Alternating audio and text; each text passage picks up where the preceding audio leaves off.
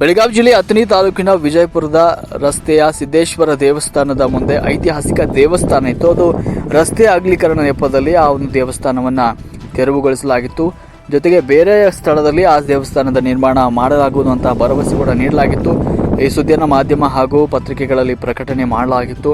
ಐತಿಹಾಸಿಕ ದೇವಸ್ಥಾನ ಕಣ್ಮರೆ ಆಗದಂತೆ ನೋಡಿಕೊಳ್ಳಬೇಕಾದಂತಹ ಪರಿಸ್ಥಿತಿ ಈಗ ಬಂದಿದೆ. ರಸ್ತೆ ಅಗಲೀಕರಣ ನೆಪದಲ್ಲಿ ದೇವಸ್ಥಾನದ ತೆರವುಗೊಳಿಸಲಾಗಿತ್ತು. ಶೀಘ್ರದಲ್ಲೇ ನಿರ್ಮಾಣವಾಗುತ್ತೆ ಅನ್ನೋದನ್ನು ಜನಪ್ರತಿನಿಧಿಗಳು ಹೇಳಬೇಕು. ದೇವಸ್ಥಾನ ತೆರವುಗೊಳಿಸಿರುವ ಕಲ್ಲುಗಳು ದೃಶ್ಯಾವಳಿಗಳಲ್ಲಿ ನೀವು ನೋಡ್ತಾ ಇರ್ಬೋದು.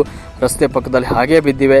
ಇಲ್ಲಿನ ಜನಪ್ರತಿನಿಧಿಗಳು, ಶಾಸಕರು, ಸಂಬಂಧಪಟ್ಟವರು, ಅಧಿಕಾರಿಗಳು ಈ ಒಂದು ಐತಿಹಾಸಿಕ ದೇವಸ್ಥಾನವನ್ನು ನಿರ್ಮಾಣ ಮಾಡಿಕೊಡ್ಬೇಕು. ದೃಶ್ಯಾವಳಿಯಲ್ಲಿ ಕೂಡ ನೀವು ನೋಡ್ಬೋದು.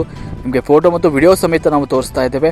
ಮುಂಚೆ ಇದ್ದ ದೇವಸ್ಥಾನದ ಫೋಟೋ ಹಾಗೂ ಈಗ ತೆರವುಗೊಳಿಸಲಾಗಿರುವಂತಹ ಒಂದು ಅಲ್ಲಿನ ಸ್ಥಿತಿ ನೀವು ನೋಡ್ಬೋದು.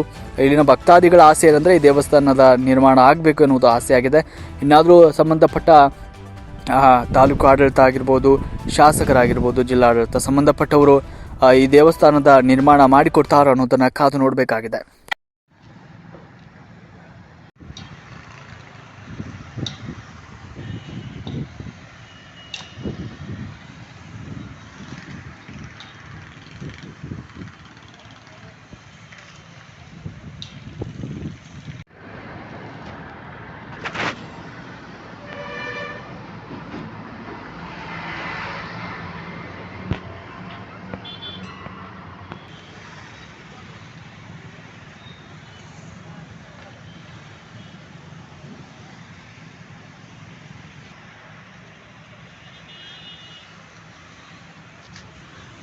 ಇಲ್ಲ